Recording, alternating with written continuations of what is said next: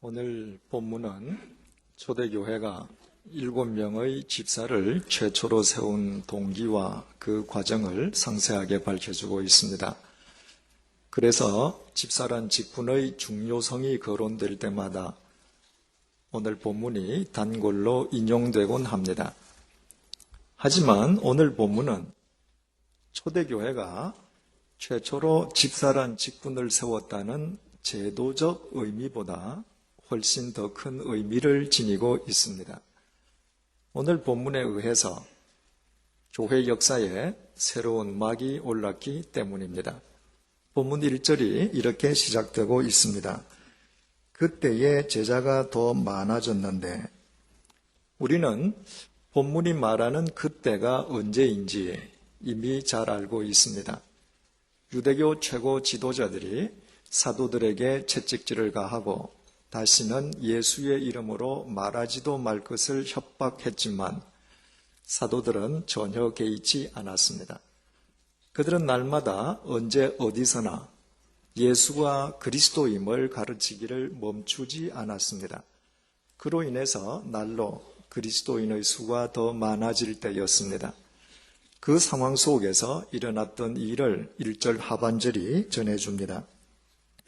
헬라파 유대인들이 자기의 과부들이 매일의 구제에 빠짐으로 히브리파 사람을 원망하니, 본문에 헬라파 유대인과 히브리파 사람이란 용어가 등장하고 있습니다.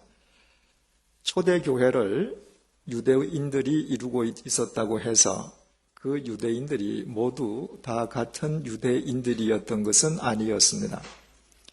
다윗 왕 때에 하나였던 이스라엘은 2주 전에 살펴본 것처럼 솔로몬 왕을 거쳐서 르호보암 왕 시대에 이르러 남과 북으로 분열되었습니다. 북왕국은 주전 722년에 아시리아 제국에 의해서, 그리고 남왕국은 주전 586년 바빌로니아 제국에 의해서 각각 멸망당했습니다. 그때 수없이 많은 유대인들이 정복자인 아시리아와 바빌로니아 제국의 포로로 끌려가거나 아니면 화를 피하기 위해서 자진해서 이스라엘을 등지고 세계 각지로 흩어졌습니다. 이른바 디아스포라들입니다. 그런데 해외에 이주해서 그곳에서 정착한 유대인들은 세월이 100년, 200년 흘러가면서 자연히 기원전 300년 전 경부터 지중해 세계의 국제 통용어였던 헬라어, 즉 그리스어를 자신들의 모국어로 사용하게 되었습니다. 그 반면에 이스라엘이 멸망당했지만 이스라엘을 떠나지 않고 이스라엘을 지키던 유대인들의 자손들은 계속 그 땅에서 자신들의 고유 언어인 히브리어, 즉 아람어를 모국어로 사용했습니다.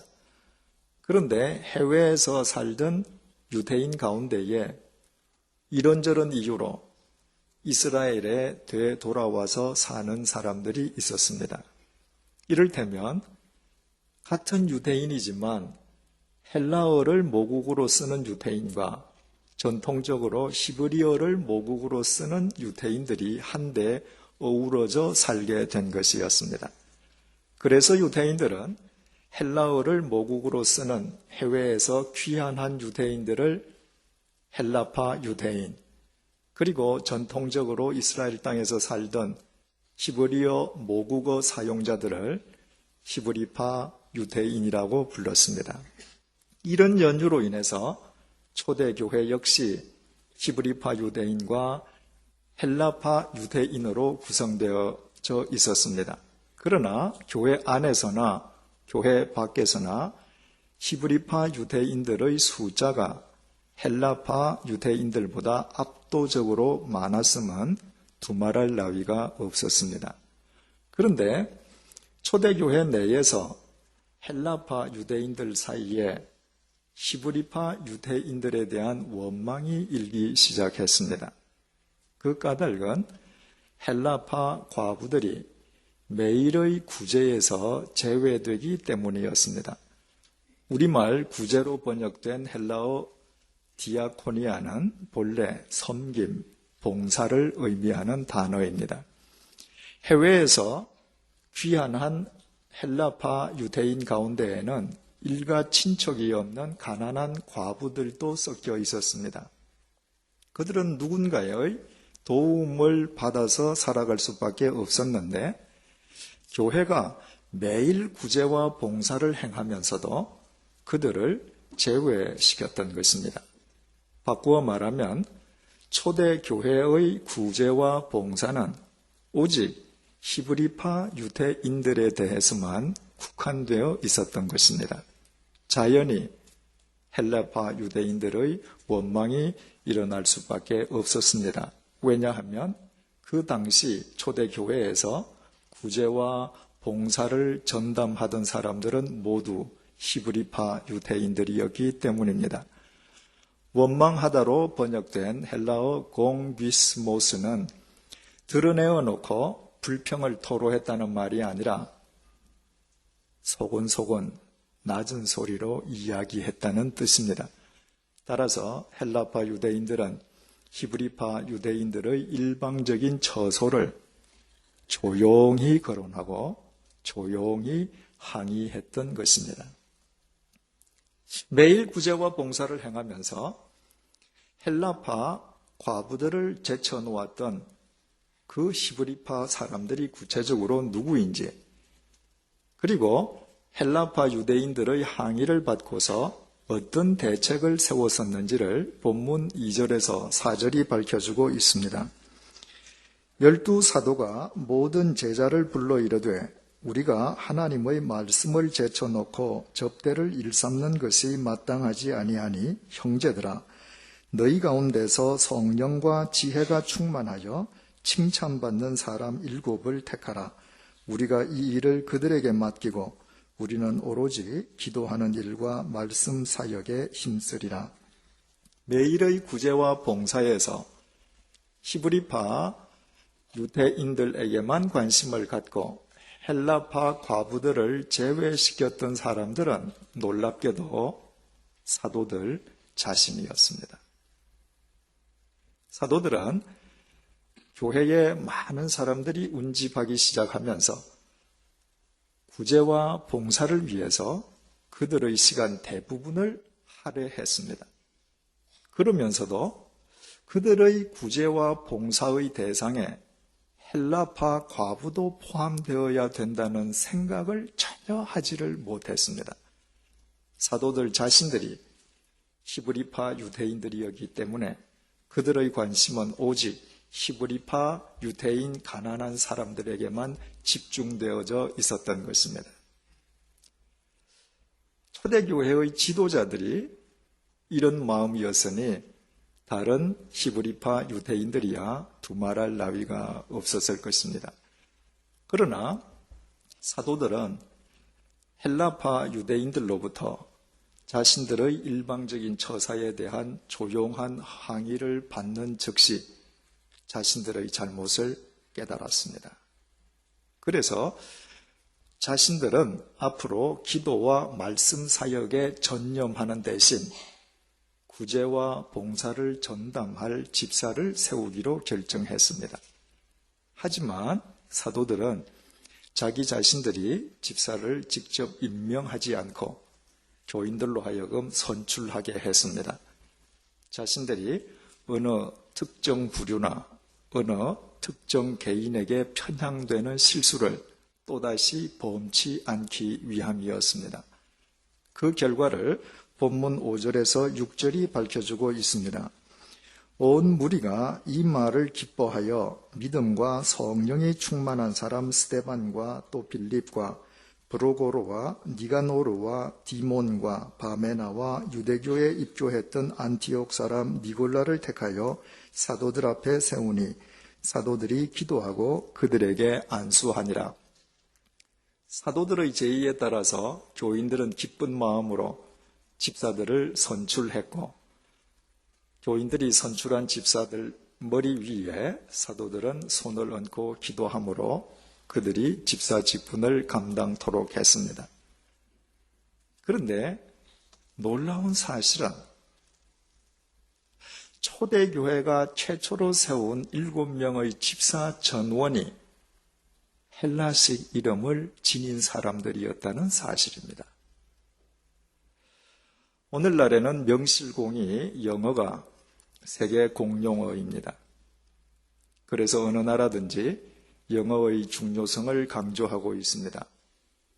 그러나 업무 처리상 아무리 영어로 일하는 내국인이라 할지라도 호적상으로 외국 이름을 갖고 사는 것은 아닙니다. 그러나 미국으로 이민을 가면 경우가 달라집니다. 미국으로 이민 간 사람들은 자신의 본래 국적과 상관없이 미국 현지에 잘 적응하기 위해서 공식적으로 미국식 이름을 가질 뿐만 아니라 태어난 자기 자식들에게도 호적상으로 미국식 이름을 지어줍니다. 2000년 전에도 똑같았습니다. 헬라식 이름을 가지고 있다는 사실 자체는 그 사람이 해외에서 살면서 외국말을 모국어로 쓰던 헬라파 유대인이라는 증거였습니다. 따라서 헬라식 이름을 가진 사람 7사람이 집사로 선출되었다고 하는 것은 교회 역사상 교회가 최초로 세웠던 집사 전원이 헬라파 유대인 가운데에서 선출된 일대 사건이었음을 뜻하고 있습니다. 초대교회의 인적 비율 면에서 볼 때 이미 말씀드린 바와 같이 히브리파 유대인들이 절대 다수를 차지하고 있었습니다. 헬라파 유대인들은 소수 집단에 불과했습니다. 그런데도 7명의 집사 전원이 헬라파 유대인 가운데에서 선출되었다는 것은 다수파인 히브리파 유대인들이 헬라파 유대인들에게 표를 몰아주었음을 의미합니다.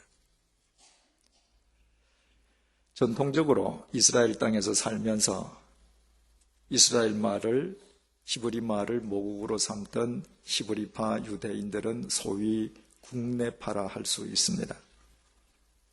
그들은 나라가 멸망당하였음에도 불구하고 최소한도 600년 이상 자신들의 땅과 고유 관습을 지켜오던 사람들이었습니다. 그동안 헬라 제국과 로마 제국의 지배하에서 그들이 그 땅에서 삶으로 인해서 당해야 했던 수모와 고통과 괴로움은 이루 말할 수조차 없었을 것입니다. 그에 비해서 헬라파 유대인들은 이유야 어떠하든 간에 조국이 가장 어려울 때 조국을 등지고 해외에서 살던 사람들이었습니다. 따라서 자기 조국을 지키던 국내파가 해외에서 안일하게 살던 해외파를 거리낌 없이 받아들인다는 것은 참으로 어려운 일이었을 것입니다. 더더욱 절대 다수를 차지하는 국내파가 소수에 지나지 않는 해외파를 교회의 대표로 자진해서 선출한다는 것은 더 힘든 일이었을 것입니다. 그런데도 그런 일이 초대교회에서 일어났습니다. 그것은 초대교회의 중심이 다수인 히브리파로부터 소수인 헬라파로 옮겨가고 있음을 의미하는 것입니다. 인간 집단 속성상 그것은 거의 불가능한 일임에도 불구하고 그 이변이 실제로 초대교회에서 일어난 것입니다. 사도행전은 본문 이후에 바로 그 헬라파 유대인들의 활약이 얼마나 눈부셨는지를 상세하게 전해주고 있습니다. 먼저 본문 7절을 보시겠습니다. 하나님의 말씀이 점점 왕성하여 예루살렘에 있는 제자의 수가 더 심히 많아지고 허다한 제사장의 무리도 이 도에 복종하니라. 헬라파 유대인들이 교회의 전면에 나선 이래 상상할 수 없는 경이로운 일들이 벌어지기 시작했습니다. 그 중에 가장 먼저 있었던 일들이 허다한 제사장의 무리, 제사장 한두 사람이 아니라 제사장들이 집단적으로 개종한 것이었습니다. 제사장은 잘 아시다시피 유대교의 성직자로서 신학자 예레미야스에 의하면 당시에 이스라엘에는 약 8천여 명의 제사장들이 있었다고 합니다. 그런데 그들 가운데에 상당수가 예수 그리스도를 영접한 것이었습니다.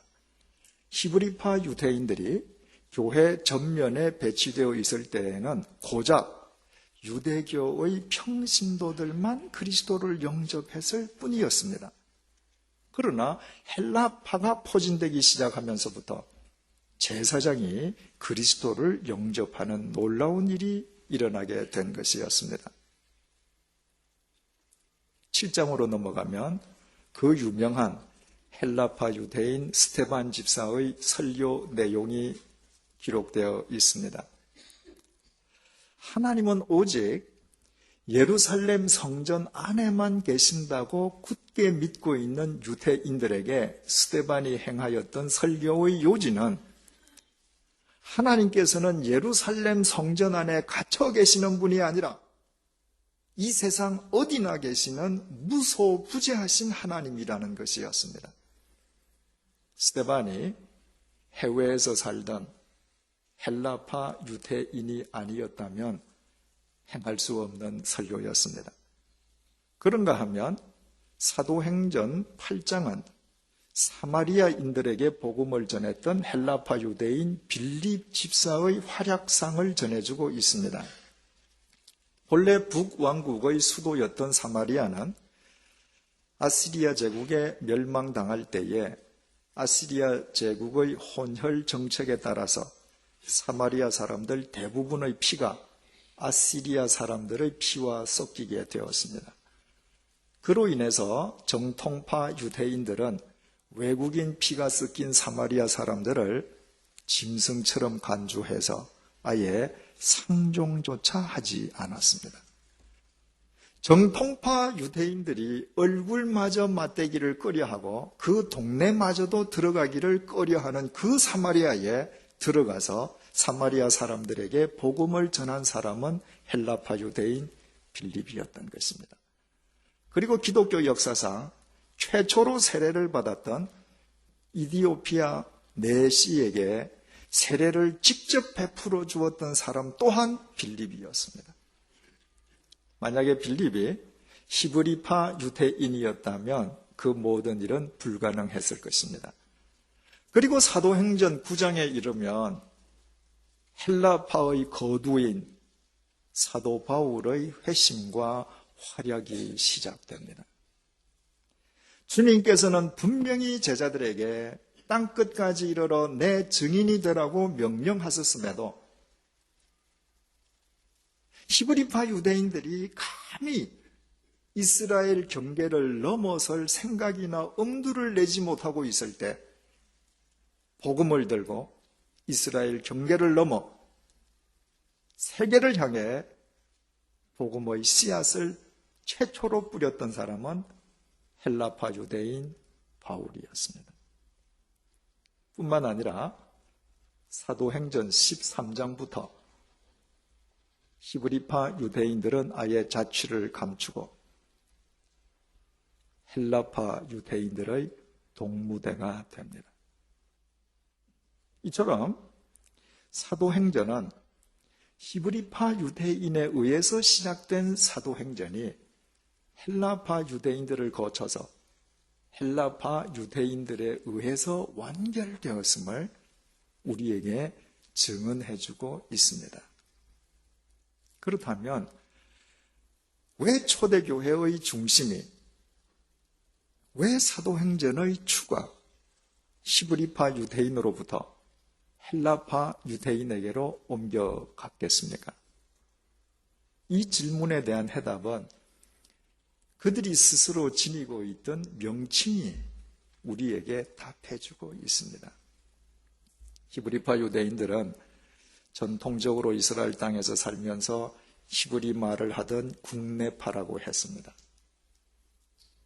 그래서 그들은 자신과 다른 사람들을 전혀 받아들이려 하지를 않았습니다. 오죽했으면 자신들만 선민으로 여기면서 다른 민족을 모두 사람 취급하려 하지 않았겠습니까? 하지만 조상 대대로 해외에서 살던 헬라파 유대인들은 자신들과 다른 사람들과 어울려 사는 것이 전혀 어렵지 않았습니다. 그들은 태어날 때부터 외국 땅에서 태어나서 외국인들 틈에 끼어 살면서 외국말을 자신들의 모국어로 사용하였기에 헬라파 유대인에게는 자신들과 다른 사람들과 함께 더불어 사는 것이 바로 그들의 삶 자체였습니다. 그래서 히브리파 유대인들이 매일 구제와 봉사를 행하면서도 단지 자신들과 다르다는 이유만으로 헬라파 과부들을 당연한 듯 제외시켰던 것과는 달리 헬라파 유대인들은 교회의 전면에 나서면서부터 초대교회와 견원지간일 수밖에 없었던 제사장들을 교회로 인도하는 가교가 되었을 뿐만 아니라 무소부지하신 하나님을 설교할 수도 있었고 정통파 유대인들이 짐승처럼 간주하는 사마리아 사람에게 복음을 전할 뿐만 아니라 외국인에게 세례를 주었을 뿐 아니라 세계 최초로 이스라엘 경계를 넘어 온 세계를 누비고 다니면서 복음을 전할 수 있었습니다. 이런 의미에서 만약에 헬라파 유대인들이 당시에 교회 내에 없었더라면 오늘날 우리가 아는 것과 같은 사도행전은 결코 완결되지 못했다고 말해도 과언이 아닐 것입니다. 이런 관점에서 헬라파 유대인들의 중요성은 아무리 강조해도 지나침이 없을 것입니다. 하지만 여기에서 절대로 간과해서는 안 될 중요한 사실이 있습니다. 헬라파 유대인들의 존재가 중요하면 중요한 만큼 그 헬라파 유대인들이 있을 수 있게끔 밀어주었던 히브리파 유대인들의 존재 역시 똑같이 중요하다는 것입니다. 만약에 절대 다수를 차지하고 있던 히브리파가 소수에 지나지 않던 헬라파를 전폭적으로 밀어주지 않았더라면 만약 다수파인 히브리파가 자신들과 똑같은 히브리파 가운데에서만 교회의 대표자들을 선출하려고 했던들 우리가 지니고 있는 이 사도행전은 완결될 수 없었을 것입니다. 하지만 히브리파 유대인들은 자신들의 편협된 마음을 확인하는 즉시 대인관계에 관한 한 자신들보다 탁월한 헬라파 유대인들을 거리낌 없이 전폭적으로 밀어주었고 그 결과로 초대교회는 하나님께서 부여하신 사명을 완수할 수 있었습니다. 이처럼 헬라파와 히브리파의 완벽한 협력 속에서 사도행전은 완성되었고 바로 거기에 초대교회의 위대성이 있었습니다. 그것은 철저한 자기 부인의 토대 위에서 자기보다 주님을 먼저 생각하지 않고서는 불가능한 일이었기 때문입니다. 다시 말씀드리면 하나님의 일을 이루어가는 데 있어서 먼저 이 일에 누가 더 적합한 사람인지를 생각하고 실천하는 믿음이 없이는 불가능한 일이었던 까닭입니다.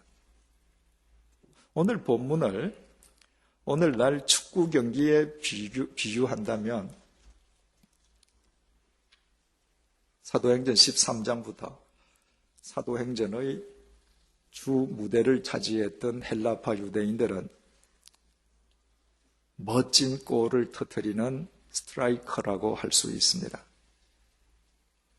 그에 반해서 히브리파 유대인들은 헬라파 유대인들이 그 멋진 골을 자결시킬 수 있도록 그들을 성실하게 도운 어시스터들입니다.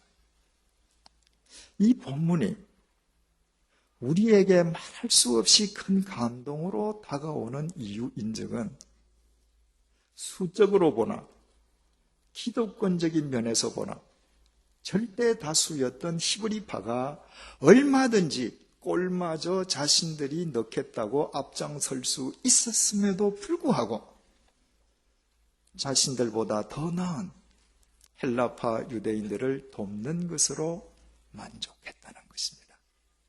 그 이유는 오직 하나였습니다. 그것이 주님의 뜻이요. 바로 그것이 주님께서 원하시는 일이라 확신했기 때문입니다. 세상 사람들은 축구 경기를 관전할 때 어시스터들보다는 스트라이커를 더 좋아합니다. 이유는 스트라이커가 훨씬 더 화려해 보이기 때문입니다. 하지만 우리 주님께서는 상대적인 평가가 아니라 절대적인 평가를 하시는 분이십니다. 그래서 사도행전을 완결한 헬라파 유대인이나 그들을 적극 도왔던 히브리파 유대인이나 하나님에게 절대적으로 소중한 도구였을 것임은 재론의 여지가 없습니다. 그렇다면 오늘 종교개혁주의를 맞이해서 우리는 본문을 통하여 귀중한 메시지를 얻게 됩니다. 누구든지 자신이 헬라파 유대인이 되어야 할 때와 히브리파 유대인이 되어야 할 때를 스스로 분별하는 것이 믿음이요 개혁이라는 사실입니다. 복음을 독점하고 복음을 자기 자신들을 위한 도구로 전락시킨 거대한 로마 가톨릭의 제도에 맞서서 목숨을 걸고 하나님의 말씀을 지킨 개혁자들은 그들의 삶 자체가 그들이 탁월한 헬라파 유대인이었음을 보여주고 있습니다. 하지만 그 당시에 개혁자가 단 한 사람뿐이었던 것은 아니었습니다. 지역에 따라 수많은 개혁자들이 있었습니다. 그들끼리는 서로가 서로를 돕는 히브리파 유대인이 되어 주어야만 했습니다. 하지만 개혁자들은 로마 가톨릭에 맞서는 혁혁한 정과를 세웠음에도 그들끼리 사이에서도 각자가 헬라파 유대인이 되려 하다 개신교를 개혁 초기부터 사분오열하는 어리석음을 범하고 말았습니다. 489년이 지난 지금까지 참으로 가슴 아프고도 안타까운 일이 아닐 수 없습니다. 가정도, 교회도, 사회의 문제도, 다시 말해서 모든 인간 관계 사이에서 일어나고 있는 문제의 근원을 거슬러 올라가면 헬라파 유대인과 히브리파 유대인이 되어야 할 때를 바르게 분별하지 못하는 데에서 기인되고 있음을 알게 됩니다. 행복한 가정은 남편과 아내가, 부모와 자식이, 형제와 형제가 각각 헬라파 유대인이 되어야 할 때와 히브리파 유대인이 되어 주어야 될 때를 분별하는 가정입니다. 대통령의 개혁은 국민을 앞서 나아갈 때와 국민의 뜻을 겸손하게 뒤에서 밀어줄 때를 구별하는 것입니다. 진정한 교회는 그 교회를 구성하고 있는 교인들이 헬라파 유대인이 될 때와 히브리파 유대인으로 살아야 될 때를 그리스도 안에서 분별하는 것입니다. 그 분별이 그리스도 안에서 바르게 이루어지고 있는 한 가정도 사회도 교회도 예수 그리스도 안에서 날로 새로워질 수밖에 없다는 의미에서 오늘날 그 분별보다 더 절실하게 요구되는 개혁은 없습니다. 사랑하는 교우 여러분, 주님께서 우리에게 헬라파 유대인이 되라고 명령하실 때에는 진리의 꼴을 넣기 위해서 우리의 생명을 주님께 바치십시다. 주님께서 우리에게 히브리파 유대인이 되라고 하실 때에는 우리가 도와야 할 그 누군가를 돕기 위해 우리의 온 정성과 온 중심을 다 쏟으십시다. 그때 2000년 전 헬라파와 히브리파를 들어 이 사도행전을 완성하신 주님께서 우리의 삶을 통해 이 시대의 사도행전을 친히 엮어 가실 것입니다. 기도하시겠습니다. 주님, 헬라파 유대인이 되어야 할 때와 히브리파 유대인으로 살아야 할 때를 주님 안에서 바르게 분별하는 것이 믿음이요 개혁임을 잊지 말게 도와주옵소서. 헬라파 유대인이 되어야 할 때 진리의 꼴을 넣기 위해 우리의 생명을 걸게 하여 주옵소서. 히브리파 유대인으로 살아야 할 때 우리가 도와야 할 그 누군가를 위해 우리의 겸손과 성실과 수고와 땀을 다 바치게 하여 주옵소서.